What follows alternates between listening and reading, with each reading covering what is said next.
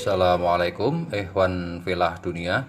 Salam jumpa kembali di channel ini yang insya Allah penuh dengan kepadatan dan keluasan ilmu pengetahuan.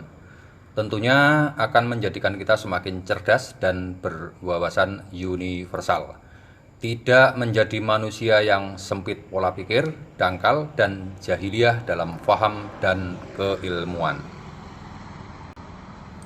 Kali ini kita akan mengulas kajian fikih ilmiah tentang hukumnya seorang muslim memasuki tempat ibadah non-muslim.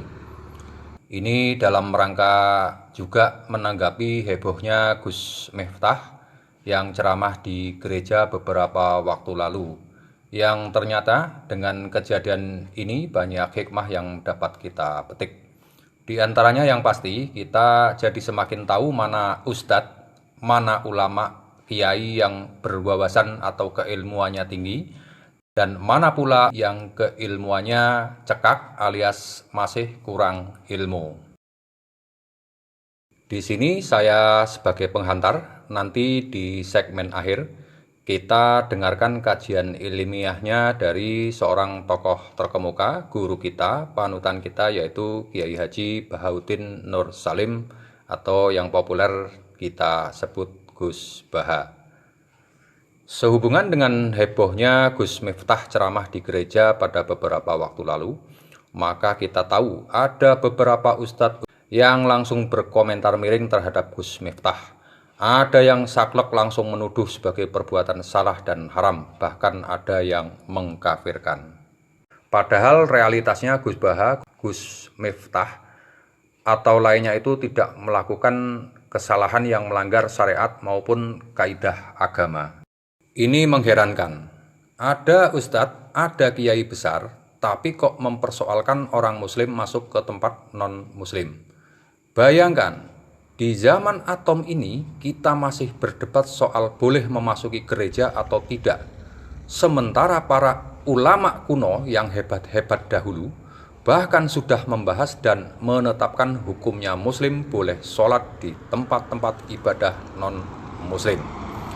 Bahkan produk hukumnya dari para alim ulama besar kuno itu sholatnya sah, dan bahkan ada yang membolehkan secara mutlak.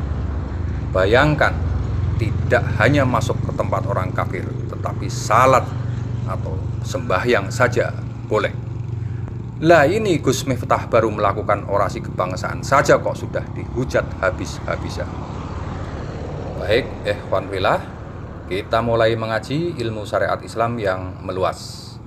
Kaidah dan dalil fikih, hukumnya seorang muslim memasuki tempat ibadah non-muslim.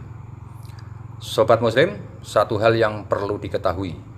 Tidak ada satupun ayat dan hadis yang secara tegas mengharamkan atau melarang saklek seorang muslim memasuki tempat ibadah orang kafir. Ini kalau mau saklek-saklekan dalil. Banyak riwayat para sahabat dan orang alim ulama masa lalu yang pernah bukan hanya saja memasuki tempat ibadah non-muslim, tetapi juga melaksanakan sholat di dalamnya. Bahkan Nabi Muhammad SAW pernah sholat di Ka'bah manakala Ka'bah waktu itu terdapat patung-patung berhala dan lukisan. Dalil tentang bolehnya melaksanakan sholat di gereja, di sinagog atau di lainnya mendasari sabda baginda Nabi Muhammad SAW, wa ju'ilat lil ardu masjida wa tahura fa ayyuma rajulin min ummati adrakatus sholatu falyushalla. Sahih Bukhari nomor 323 dan lain-lainnya. Maknanya, dijadikan bagiku bumi ini seluruhnya adalah masjid dan suci.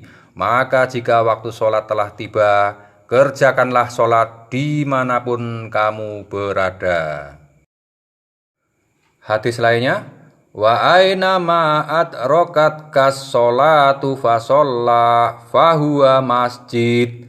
Dan dimanapun kamu mendapatkan waktu sholat, maka sholatlah, dan ia adalah masjid untukmu. Sahih Muslim nomor 808. Sobat, perhatikan redaksi hadisnya dimanapun tempat.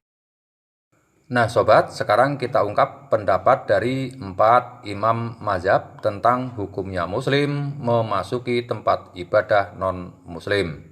1. Menurut mazhab Hanafi hukumnya makruh. 2. Menurut mazhab Maliki Hambali hukumnya boleh. 3. Menurut sebagian ulama mazhab Syafi'i hukumnya boleh. 4. Menurut sebagian ulama lain dari mazhab Syafi'i, hukumnya tidak boleh kecuali ada izin dari mereka. Silakan referensi dalilnya secara utuh ada di deskripsi. Jelas di sini?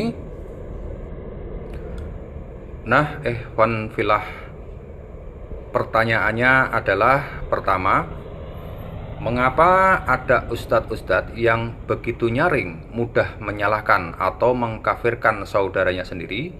Bahkan ada yang merespon dengan kata-kata tidak pantas.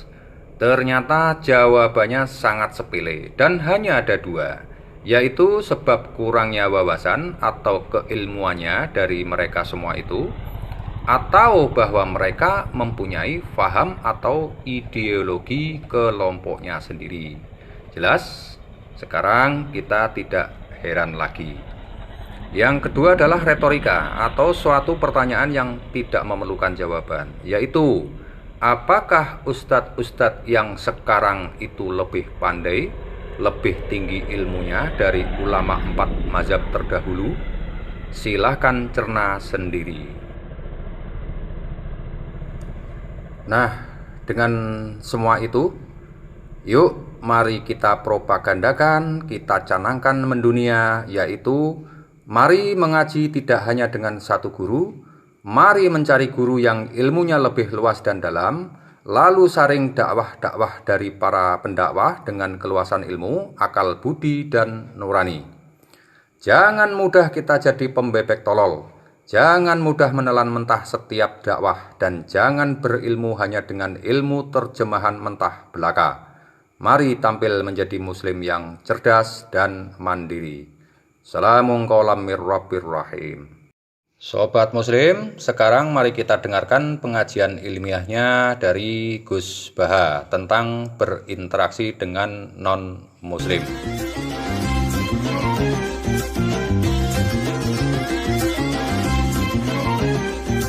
Orang sekarang dalil-dalil wa may yatawallahum minkum fa innahu minhum. Kalau berkawan orang kafir, maka dia menjadi kafir.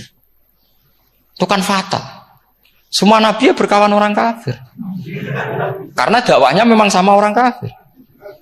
Lo coba, andai kan sampean hafal Quran, itu sama teori itu tuh mungkin menyedihkan. Coba istilahnya Quran. Wadhkur akho'at. Wa ila adin akhawum huda. Wa ila samuda akhawum. Nah, terus semua umatnya yang kafir disebut akhawum. Akhaw itu artinya apa? Saudara. Mereka yang berkawan sama orang kafir. Makanya butuh analisis fikih untuk maknani wa may yatawallahu minkum fa innahu. Setelah dianalisis fikih, ternyata semua nabi diistilahkan wa ila madyan akhawum syuaiba, wa ila adin akhawum huda. Akhaw itu artinya apa? Saudara. Kalau sama tanya, lalu logikanya gimana? Kata kitab-kitab kan wa in kana dasarin fajanibhu suratan. Kalau ada teman buruk, jauhi. Kalau teman baik, temani. Kalau cara usul fikih gampang. Kancanan maling dosa, wong kok kancane maling. Tapi nak dakwai maling. Apik kan? Aku ora ngancani kok dakwai dandani, selesai kan? Ngancani maling elek, nak dakwai maling apik. Demenan berodo elek, nak didik apik, kan itu seperti itu. Nah, ini penting kalau aturaken. Nah di sini ini makanya NU itu punya sejarah panjang, banyak wali-wali yang jadab, yang coro zahir itu kancanan wong fasik-fasik. Orang syariat bingung, ini wali kok berteman orang fasik. Ya kalau kamu bahasakan teman ya masalah, kalau kamu bahasakan ini binaan. Tidak sama jawab saja. Kalau dibahasakan teman masalah nggak masalah kan? Tapi kalau dibahasakan itu binaan, selesai kan? Sama, Nabi berkawan orang kafir itu tidak karena berkawan, itu binaan Nabi. Memang Nabi itu jadi Nabi, objeknya adalah mengislamkan orang kafir. Ya berlama-lama Nabi dialek dengan mereka, muasyarah sama mereka. Bahkan Nabi diharuskan bersikap baik sama mereka. Itu yang disebut fabima rahmatim minallahi lintalahum walakun tafadzur ghalidhal qalbi lan faddu min haul. Tapi sekarang itu orang sudah tidak pakai ilmu. Orang-orang radikalisme itu nggak pakai usul fikih. Pokoknya kalau ada ayat terjemahnya gini ya sudah itu jadi madhab. Akhirnya kecelakaan seperti ini. Pokoknya kalau ada ayat faktulul musyrikina haitsu wajadtumuhum wa khuduhum wahsuruhum wa'udu lahum kullah marsad. Sudah apalnya ayat itu saja. Dia tidak mau ngapalkan misalnya qatilul ladzina yuqatilunakum. Ada ayat lagi wa akhrijuhum yamin haitsu akhrajukum. Sehingga ulama kita membagi kafir itu ada harbi, kita musuhi, ada dhimmi, ada muahad, ada musta'man. Itu ulama karena tahu tidak semua orang kafir itu harbi, tidak semuanya dhimmi, tidak semuanya muahad, tidak semuanya musta'man. Kalau harbi oke, kita perang, kalau dhimmi ya kita bina. Kalau muahad ya sesuai perjanjian kita, kompensasinya apa, MOU-nya kayak apa. Tapi apalnya mereka ayat satu tema. Nah celakanya kita yang ngaji di pondok-pondok yang katanya spesialis ingin alim tafsir, apanya ya satu ayat juga. Wah itu kan satu ayat versus satu ayat. Itu ngeri. Makanya kalau sama tanya saya, ini katanya di acara ini sama tanya, gimana caranya jadi ahli tafsir? Saya jawab gampang. Caranya itu hafal Quran, hafal hadis, terus hafal ulumul Quran. Ya misalnya Nadoman ya Faidul Khobir lah. Kalau kitab Nasar ya minimal itu setengah lanya itkon lah. Kalau nggak lanya-lanya amat ya agak lanya. Karena kitab tafsir itu gampang, teorinya itu mudah sekali. Misalnya al-ibratu bi umumil lafzi la bi khususis sabab. Itu sama dengan kayak kaidah fikih. Makanya ini kita harus hati-hati. Nah, bayangkan sekarang orang meneliti Quran itu yutraku kullu. Mestinya kalau Anda meneliti radikalisme, ayat yang terkait radikalisme diteliti semua. Ternyata di surat Taubat yang disebut suratus Saif yang bahkan haram baca bismillah, itu ada ayat wa in ahadum minal musyrikin astajaraka fa'ajirhu hatta yasma'a kalam Allah summa ablighu ma'mana. Muhammad, kalau ada orang kafir mau belajar Quran sama kamu ya harus kamu pelajari hatta yasma'a kalam Allah. Setelah mereka mau belajar ya ablighu ma'mana summa ablighu ma'mana. Kamu harus menjamin keamanan dia. Itu di surat Taubat, termasuk akhiru suratin nazalat, gak mungkin terjadi mansuh. Tapi orang-orang ekstremis selalu pakai faqtulul musyrikin haitsu, apalan itu terus. Yang orang liberal yang menapa nih la ikraha fiddin. Ya sudah seperti itu. Sing orang-orang ora tegas, ora tau nahi mungkar, ya ma arsalnaka ila rahmatal lil alamin. Ngono terus. Yang kelompok tukang nahi mungkar ya ayatnya amen nahi mungkar. Saya tuh heran, kenapa mereka punya masalah dengan hafalan kayaknya. Kenapa sih hafalannya kok pedot itu? Kita yang hafal semua bingung jadi. Jadi akhirnya kita yang pinter anut sing goblok karena saya tuh pernah loh debat sama orang salah, debat gitu. Setelah saya mengutarakan sekian hadis, ada tuh Pak hadis itu, waduh. Harusnya kamu ngaji saya, ada debat-debat tuh yang level. Kalau nggak level tuh nggak boleh katanya. Mau itu kan ngeri. Makanya ini penting ya kalau sampean tanya ingin jadi alim tafsir ya harus hafal Quran semua. Nah, kalau tidak mungkin yang nunggu orang semua mati baru Anda jadi ahli tafsir. Karena tidak ada musuhnya. Tapi saya pastikan orang kafir pun bisa memahami Quran. Yaitu tadi hatta yasma'ah kalam Allah. Sayyidina Umar itu masuk Islam itu gara-gara dengar adiknya baca Toha. Ma anzalna alikal Qur'ana litashqa illa tadhkiratal liman yakhsha tanzilam mimman khalaqal arda was samawati ula ar-rahmanu alal arsis tawa. Itu dia ma huwa bikalamil basar. Tidak mungkin seperti ini karangan manusia, itu tidak mungkin. Akhirnya dia Islam. Banyak orang Islam karena diperdengarkan Quran. Karena memang notnya sudah unik, makna kualitasnya juga sudah unik. Semuanya itu unik, indah. Sampai sekarang pun orang kafir itu orang paling tahu Quran. Makanya Allah mensifati orang kafir itu hasadam min indi anfusihim mim ba'di ma tabayyana lahumul haq. Sekarang sama saya tanya, Orang sing tabayyana lahumul haqqu itu orang paham apa orang tidak paham? Mereka orang kafir itu mengingkari Quran padahal mimba dima tabayyana lahumul haqqu, setelah kebenaran nyata bagi mereka. Nyata bagi mereka artinya orang kafir paham apa tidak paham? Paham. Cuma mereka punya penyakit hasadam min indianas. Mereka juga kalau ada ayat tentang ahkam yang memberatkan, mereka bilang i'ti bi Qur'anin ghairi hada au badil. Muhammad harusnya jangan tema itu yang diangkat, buat cari Quran yang lain yang enggak tema itu. Mereka sampai memilih tema itu karena paham apa karena tidak paham? Karena paham. Makanya di makalah saya pastikan ngaji tafsir itu gampang karena orang kafir pun bisa. Kalau kasus Ahok itu bukan paham itu melintir, beda, paham sama melintir itu beda. Itu diterjemah kemenang itu jangan mengangkat kawan orang Islam, bukan mengangkat pemimpin. Ya kayaknya kalau ngangkat teman saja tidak boleh, apalagi ngangkat pemimpin. Fatal mana berteman sama orang salah sama ngangkat. Saman kancanan maling ini apik nak menawa nang andani. Terus ngangkat, "Hei maling ke pimpinanku." Parah mana? Parah mana? Artinya sama saja ketika diterjemah jangan ngangkat teman. Sebetulnya ngangkat pemimpin lebih fatal. Itu kan mafhum awlawiyah, itu kan normal saja. Itu di Quran biasa, misalnya innalladzina ya'kuluna amwalal yatama dzulman. Orang yang makan hartanya anak yatim secara zalim. Kamu bilang, "Gus, saya tidak makan kok, sepeda motornya tak gasap, tak jual." Yang diharamkan kan makan. Wah, ya sarap kalau gitu.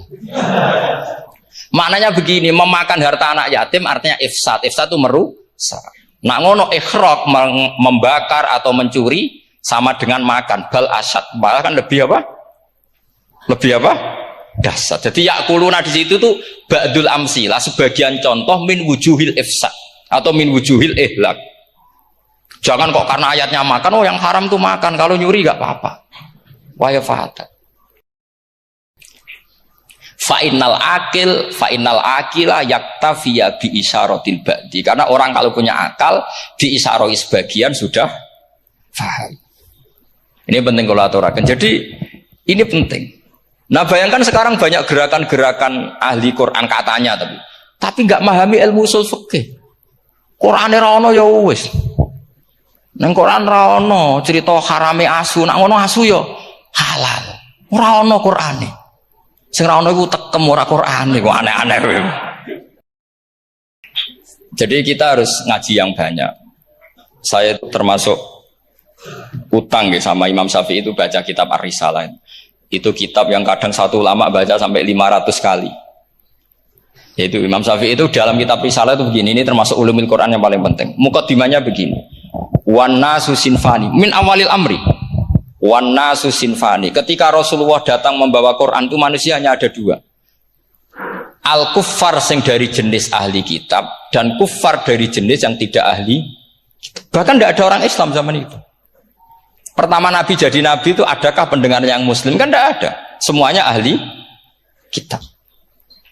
Makanya susah kalau Quran kamu analisis korbannya orang Islam itu kata Ibnu Umar itu lucu. Dulu tuh mukhatabnya itu orang kafir. Jelas kuliah ayuhal kafir. Ya ayuhan nasu budu rabbakum alladzi khalaqakum. Jelas orang kafir. Karena orang Islam nggak mungkin dikhatabi ubudu rabbakum. Makanya Imam Suyuti kalau nafsiri itu ngeper. Ubudu rabbakum wahiduhu. Tapi kalau mukhatabnya orang Islam dawimu alal ibadah atau dawimu alat tauhid. Karena dia tahu kalau mukhatabnya orang kafir ubudu ya masih wahidu. Kalau sudah Islam kok dikhitabi ubudu mudawamah alal ibadah. Itu saking alimnya Imam Suyuti. Jadi artinya gini, kalau kamu ngaji ulumul Quran, kamu harus tahu ini khitab ke kafir. Kafir yang mana?